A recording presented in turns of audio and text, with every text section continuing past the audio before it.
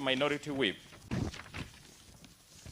Honorable members, today's sitting has been convened pursuant to Standing Order number 17 under Kenya Gazette Notice number 11489 dated 22nd September 2022 for the official opening of the County Assembly being Tuesday 27th September 2022 at 9:30 a.m.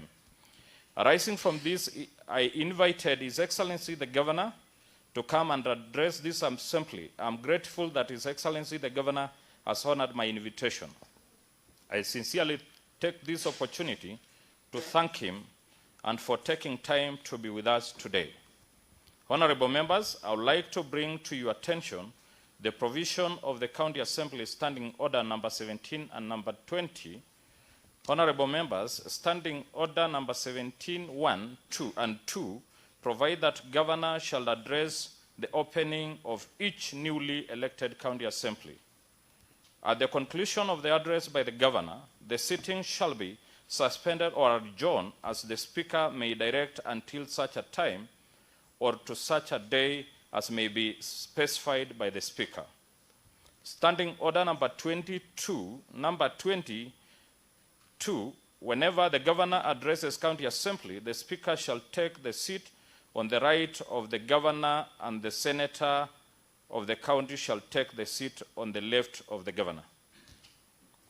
Standing Order number 24 further state that when delivering an address to the County Assembly, the Governor shall be heard in silence and the address shall not be followed by any comment or question. Honorable members, I now take this opportunity to welcome His Excellency the Governor, Honorable Patrick Ole Ntutu, to make his address. Your Excellency, karibu. This direction, Your Excellency.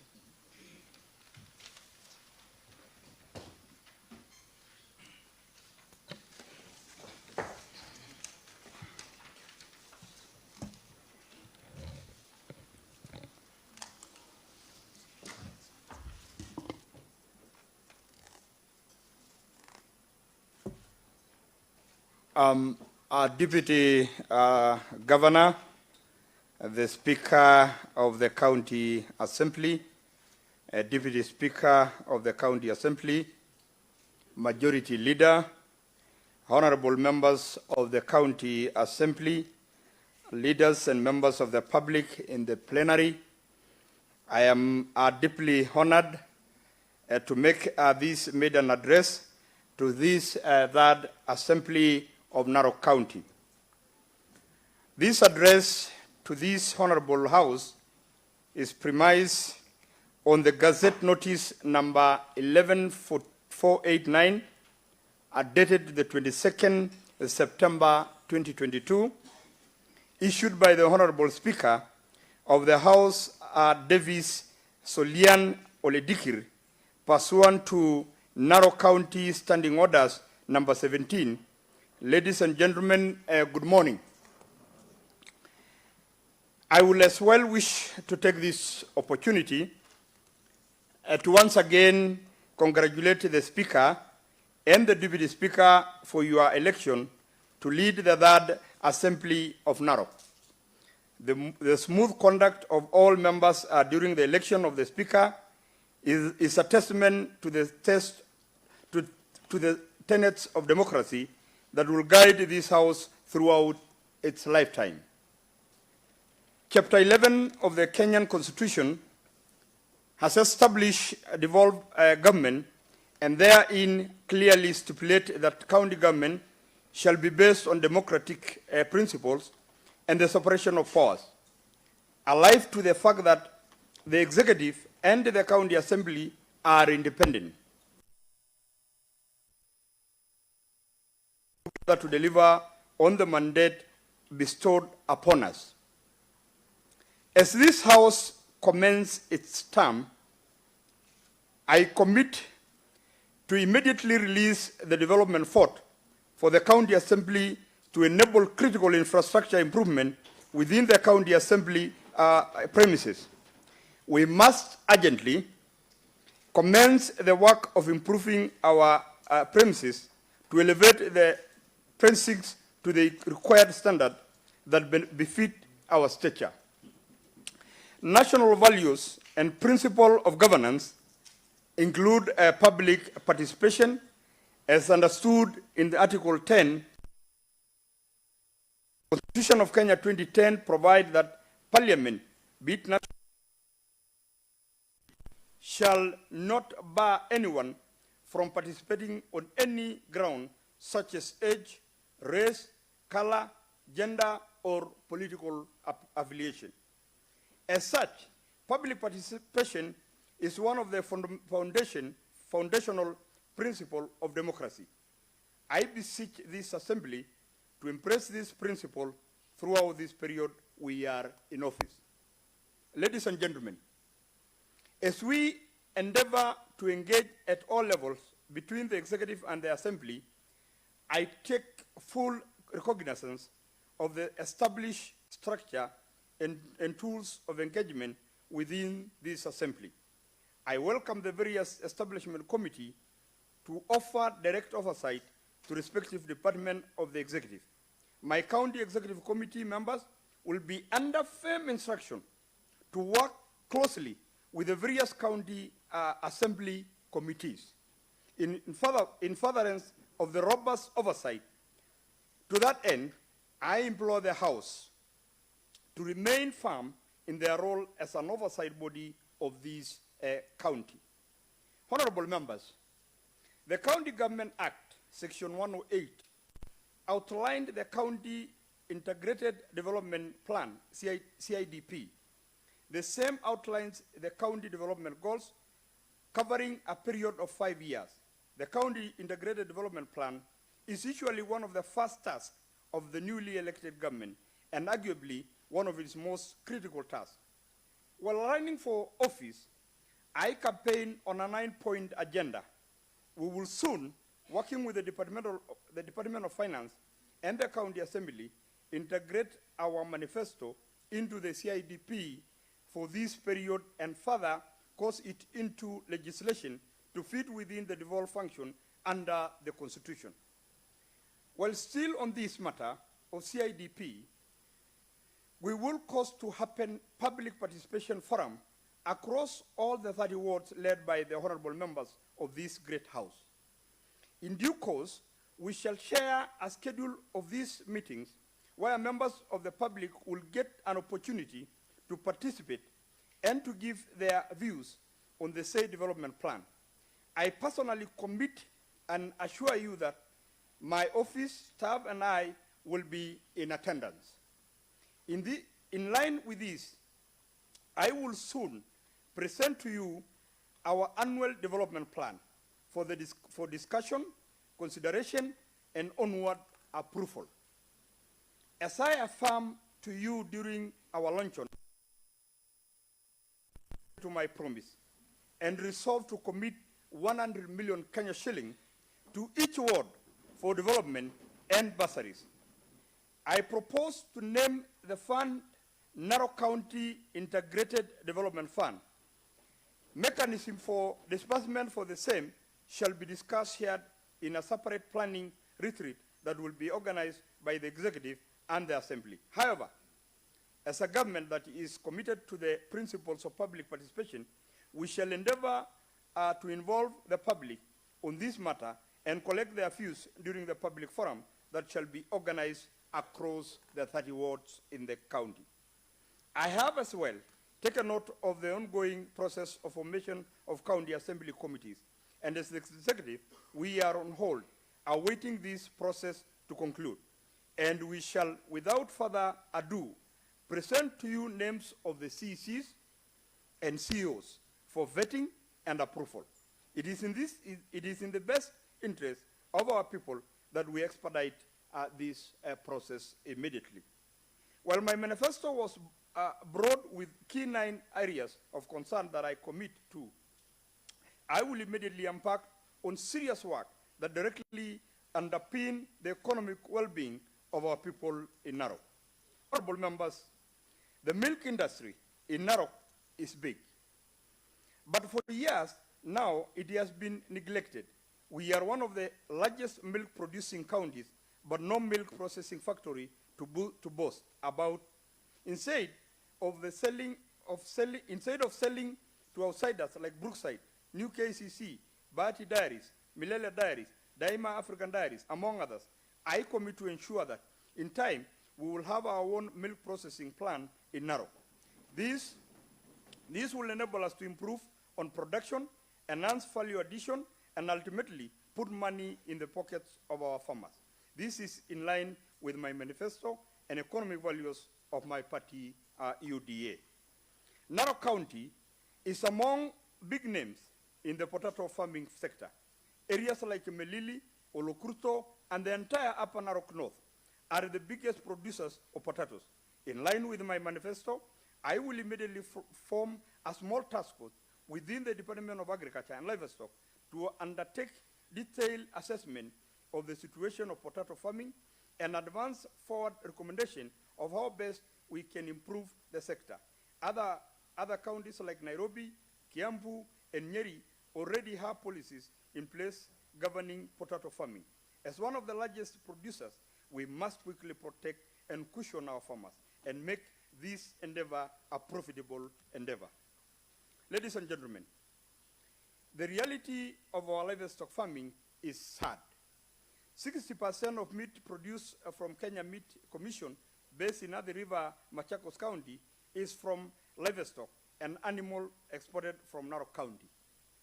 In line with my promissory note to the people of Narok, on Saturday, the 24th September 2022, this last Saturday, I was accompanied by several chairpersons of abattoirs across Narok County to Elia Food Overseas Limited in Logido, Tanzania, to benchmark on how to improve and upgrade our abattoirs to the required standard.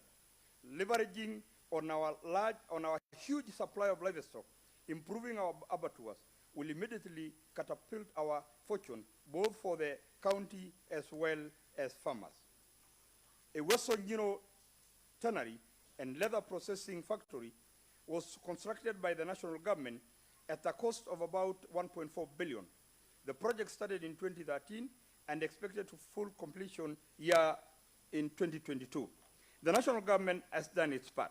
We shall do our part in promoting local abattoirs that will greatly spur the production of the Western tannery and leather processing, as hides and skin will be locally available in plenty. Ndugu na dada zangu, I wish to implore upon you to make a visit to our local tannery and see for yourself while at it promote our local production by buying your shoes and other merchandise there. I think you would like to know that the shoes produced by Western Tannery are in the league of competition with the famous Butter Company. Maize and wheat farming is a big part of our pride as Narok County. In line with the national government, my administration will promote policies that will ensure support for our farmers in this sector. These include support of maize and wheat processing factories that are setting foot in Narok. Narok is the hub of wheat growing in Kenya.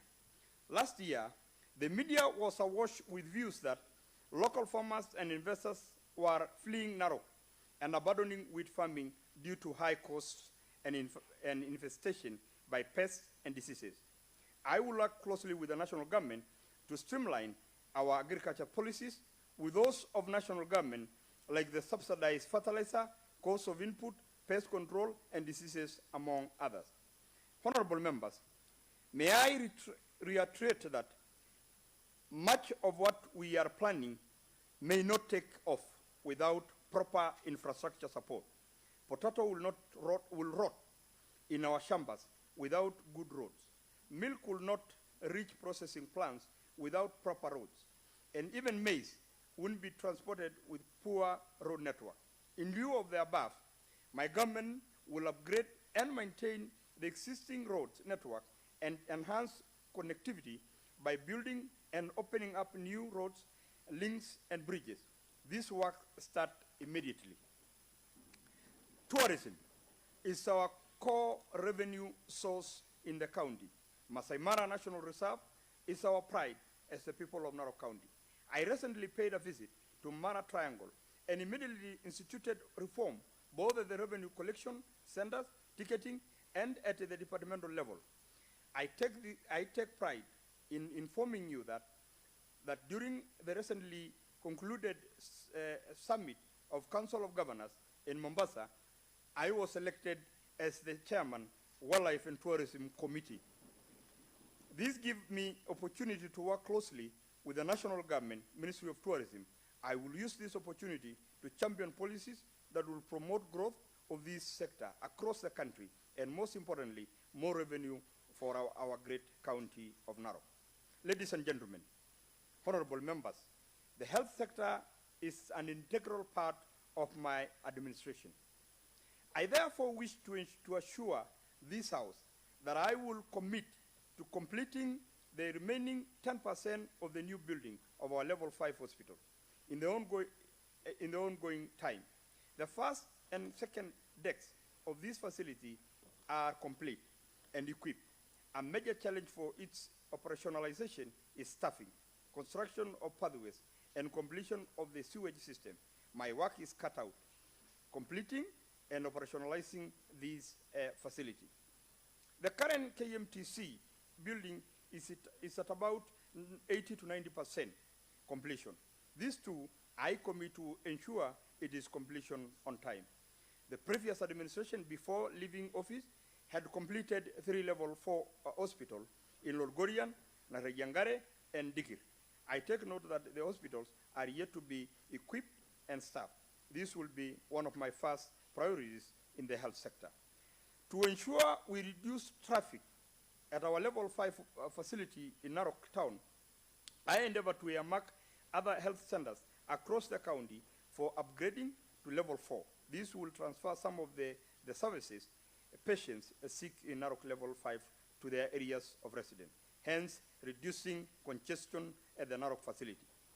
Availability of medicine in our health centers is a serious matter that has affected most counties due to the arrangement to deliver on delivery by KEMSA. The first business of our health department in this administration is to streamline procurement processes and delivery of medicine from KEMSA to all our health centers. To this end, my administration is committing 90 million shilling quarterly for medical supplies to curb the deficit. Further, another notable challenge at our level 5 hospital facility is the lack of MRI services. I am aware that a room for MRI is already available at the new facility. I commit to ensure that our level 5 facility is equipped with this equipment. While all this is set to commence immediately, I expect nothing less from you than a robust, vibrant oversight through various committees of the House. I reiterate once again that my CCs will be readily available to answer any questions or clarity, a matter that shall be of interest to the mandate of the Assembly. Ladies and gentlemen, honorable members, much has been said, much shall be discussed. As I have indicated in my speech, my office is open for engagement. Do not hesitate. The people expect nothing but delivery on our promises. As we do so, our interdependence shall be tested. Our resilience in the face of adversity and competition of ideas shall come under intense strain. But I assure you, I will forever be committed to the principles of public participation, mutual respect, fight against corruption, and above all, upholding the Constitution of Kenya. Mr. Speaker, sir, our Deputy Speaker, and the Majority Leader and members of this Honorable House, as I conclude my remarks, allow me to welcome all members of this House to an induction course that will be taking place as from next week, Monday, in Mombasa. I wish you nothing but the very best. May God bless you all. May God bless this great county of Narok. Thank you, and may God bless you again.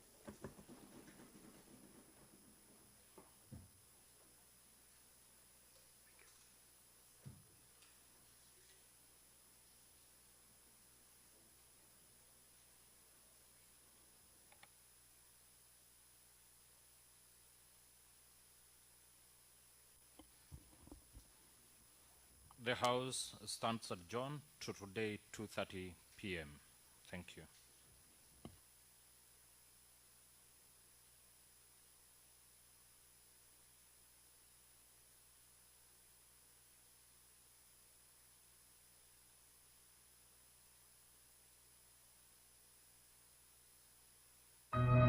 Olakira TV Ewangan Olusholema.